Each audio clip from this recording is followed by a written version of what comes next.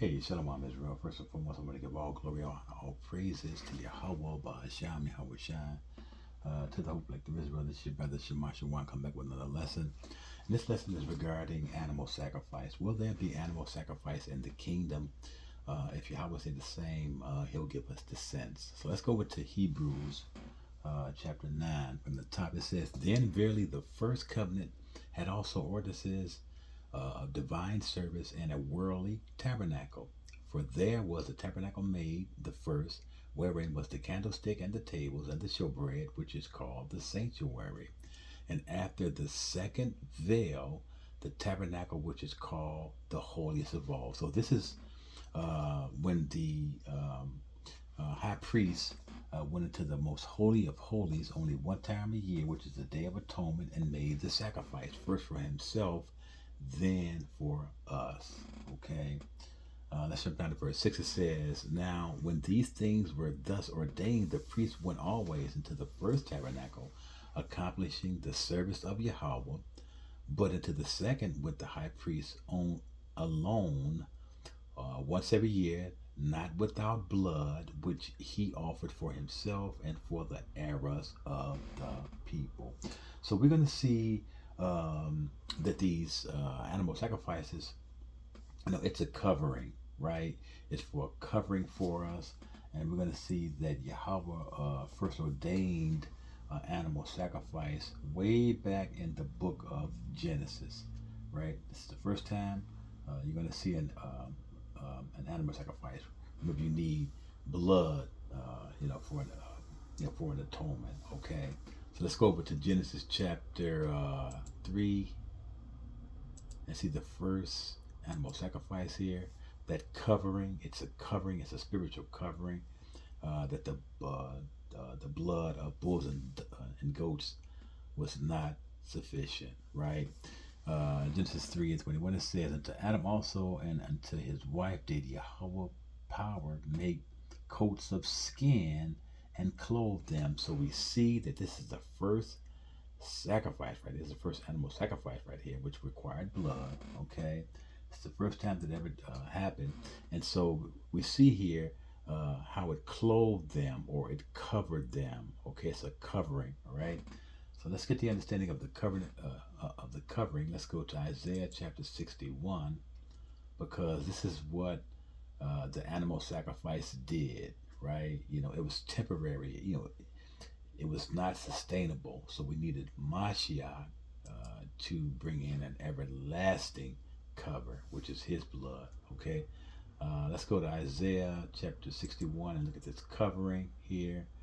Isaiah 61:10, it says, I will greatly rejoice in Yahweh. My soul shall be joyful in my power, for he hath clothed me with the garments of salvation. He hath covered me with the robe of righteousness, as a bridegroom decked himself with ornaments. So we see that it's the animal sacrifice would clothe us and cover us through that blood. But that blood, again, from bull and goats was just not sufficient. Let's go back over to Hebrews 9 and pick it up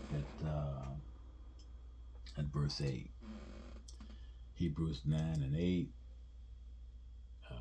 Okay, it says, the Holy Ghost, this is signifying that the way into the holiest of all was not yet made manifest, because Mashiach was not here yet, while as the first tabernacle was yet standing, which was a figure for the time then present, in which were offered both gifts and sacrifices that could not make him that did the service perfect, as pertaining the conscience. Now, what is this conscience? Let's go see what this conscience is, because the blood of bulls and goats could not make you perfect or make us perfect in our consciousness. All right. So let's go see what this conscience is, according to the will of Yahweh Ba'asham, Yahweh Shai. Let's see what it is. Here it is here. Strong's G 4893. Sunaidesis. All right. So when we go down to the outline of biblical uses, we're going to see it pertains to what? To our soul, right? This is the consciousness is regarding our soul. So the blood of bulls and goats could not justify our souls. Okay, let's get it again. Let's go over and see what this consciousness is again. Let's get it real quick. And so now remember, the only recourse in terms of cleansing our souls is through what? Through the water baptism in H2O in the name of Mashiach Yahushua. That cleanses your soul. Okay, that's the only way to cleanse your soul. Okay, let's go to 1 Peter chapter 3 and 21. 1 Peter 3 and 21. On this wise, it says that the light figure whereunto even baptism doeth also now save us, not the putting away of the filth of the flesh, but of the answer of a good conscience toward Yahweh by the resurrection of Mashiach Yahushua. So let's see what this conscience is here. You already know what it's going to be. The same thing is going to be your soul, as we saw earlier, right? Here it is. Strong's G 4893. Sunaidisis. And again, when you go down to the outline of biblical usage, it's regarding your soul. So the blood of bulls and goats were just not efficient in terms of producing that perfection as Mashiach does. Okay, let's go back over to the book of Hebrews, chapter 9. We're going to pick it up at verse 10. It says, which stood only in meats and drinks and divers washings and carnal ordinances. See that? Imposed on them until the time of reformation, which is Mashiach Yahushua. But Mashiach Yahushua being come a high priest of good things to come by a greater and more perfect tabernacle, that's perfection right there, not made with hands, that is to say, not of this building. Okay, so we see, right, in verse 12, it says, neither by the blood of goats and calves, but by his own blood he entered in once into the holy place, having ordained eternal redemption for us. See this blood right here, right? So this is why Yahweh sets up the sacrifice, right? The law of the sacrifice. Let's go over to it, right? Because the sacrifice of the bulls and the goats and their blood was supposed to be a covering, but it wasn't effective enough. Okay, let's go to the Leviticus chapter 17, right? See it? Watch this. And in verse 11, it says, for the life of the flesh is in the blood, and I have given it to you upon the altar to make an atonement, right? Restoration for your souls. It cannot do that in terms of the blood of bulls and goats. It says, for it is the blood that maketh an atonement for the soul. It was just not enough. So now Yahweh sends Mashiach, I'm saying, to be that perfect sacrifice that we'll see if Yahweh say the same. Okay, let's go back over to Hebrews 9 and pick it up at verse 13. It says, for if the blood of bulls and of goats and the ashes of an heifer sprinkling the unclean sanctified to the purifying of the flesh, how much more shall the blood of Mashiach Yahushua, who through the eternal Spirit offered himself without spot to Yahweh. See, Yahushua is the ultimate sacrifice, spotless, right? Purge your conscience, purge your soul from dead works to serve the living power. See that? Right? See that? Okay.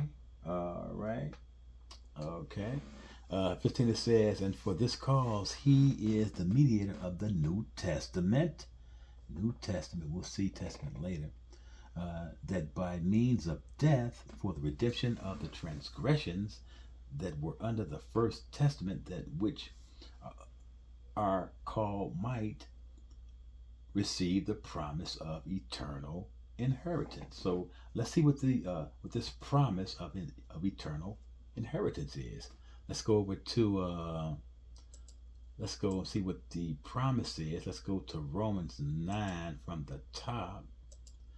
It says, I say the truth in Mashiach Yahushua, I lie not. My conscience, my soul, also bearing me witness in the Holy Ghost, that I have great heaviness and continued sorrow in my heart. For I could wish that myself were accursed from Mashiach for my brethren, my kinsmen according to the flesh, who are Israelites, to whom pertain the adoption and the glory and the covenants and the giving of the law and the service of Yahweh and the promises, whose are the fathers, and of whom, as concerning the flesh, Mashiach Yahushua came, who is over all, Yahweh blessed forever. Amen. So we see that the promises are for Israel, right? And let's see what the inheritance is. Okay, let's go over to the edition of Esther. Edition of Esther to see what the inheritance is. The edition of Esther, chapter 1 and verse 9. It says, so, and the edition of Esther is found in the Apocrypha. All right, it says, so, Esther 1 and 9, it says, edition of Esther 1 and 9, it says, so Yahweh remembered his people and justified his inheritance. So we see that the Israelites, us, the 12 tribes of Israel, we are his inheritance, right? So let's stay in the editions of the book of Esther, and we're going to go to the editions of Esther. We're going to pick it up, chapter 5, and we're going to read verse 5, right? It says, from my youth up I have heard in the tribe of my family that thou, O Yahweh, tookest Israel from among all people, and our fathers from all their predecessors, for a perpetual inheritance, and thou hast performed whatsoever thou didst promise them. So we see both the inheritance and the promise is for us, Israelites, according to the flesh. Okay? So let's go back over to Hebrews 9. So we see that this inheritance, this promise, is only for Israel, okay? And so if you always say the same, we're going to prove that we're not going to need, there's going to be no need for any animal sacrifice, because Yahweh is the ultimate sacrifice, okay? We can't revert back to the law, and we'll see a little later if Yahweh say the same, or the Mosaic law, unless we die. So let's go to pick it up at Hebrews 9 and 16.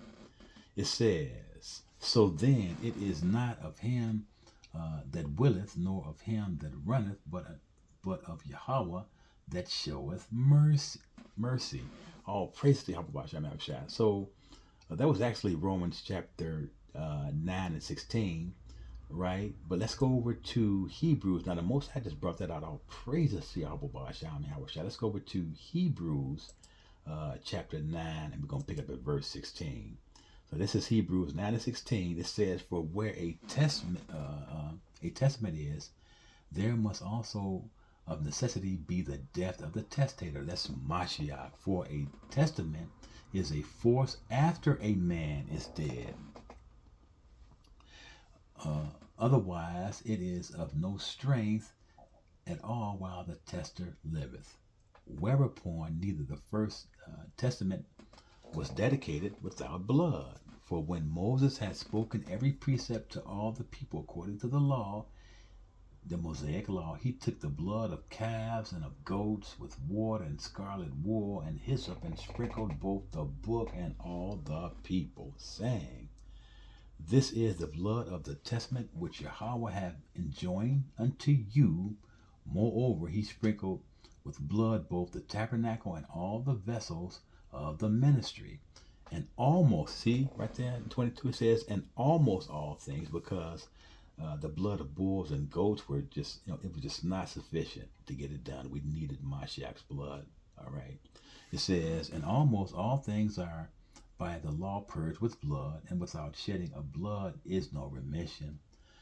It was therefore necessary that the patterns of things in the heavens should be purified with these, but the heavenly things themselves with better sacrifices than these, which is Mashiach Yahushua. For Mashiach Yahushua is not entered into the holy place made with hands, which are the figures of the true, but into heaven itself, now to appear in the presence of Yahweh for us. Not yet that he should offer himself often, as the high priest entered into the holy place every year with blood of others, for then must he often have suffered since the foundation of the world, but now once in the end of the world have he appeared to put away sin by the sacrifice of himself. That's Mashiach Hawashah, the best sacrifice, unblemished lamb, right? It says, and it is,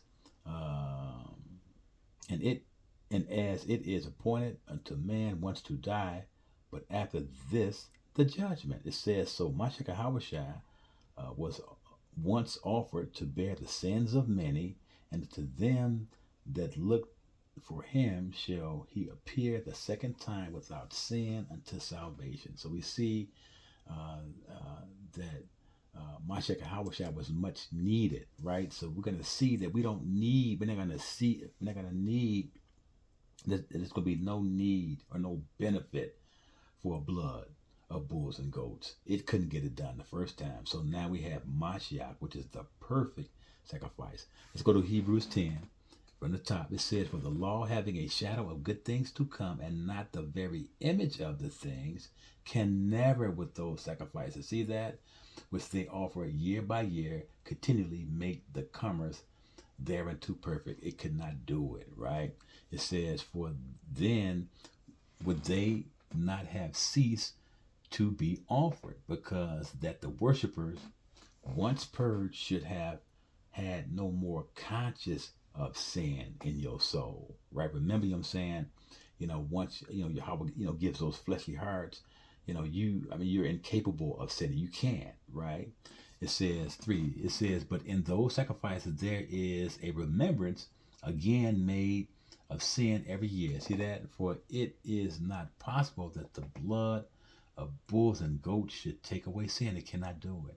Wherefore, when he cometh into the world, he saith, sacrifice and offering thou wouldest not, but a body have thou prepared me.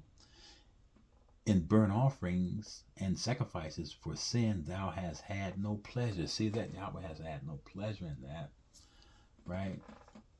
It says, then said I, lo, I come, in the volume of the book, it is written of me to do the will of my Father Yahweh, above when he said, sacrifice and offerings and burnt offerings and offerings for sin thou wouldest not, neither hadst pleasure therein, which are offered by the law.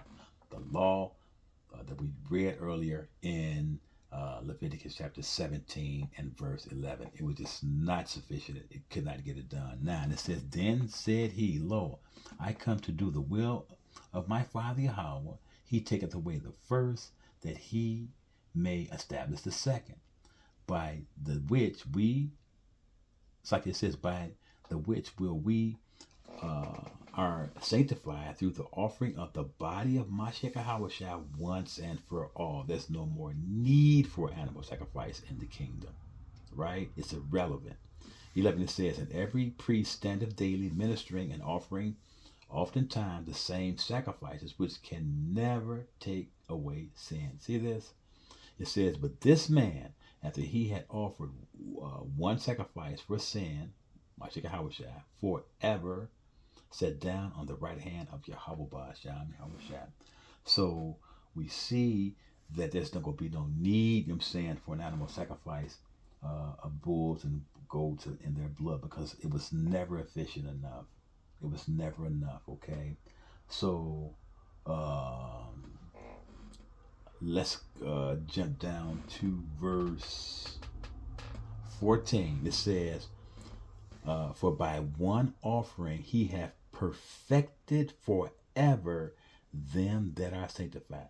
So we see that Yahweh perfects it all. There's no need for an animal sacrifice in the kingdom of Yahweh Ba'ashem Yahweh. Okay, if we do that, let's go to 2 Corinthians, right?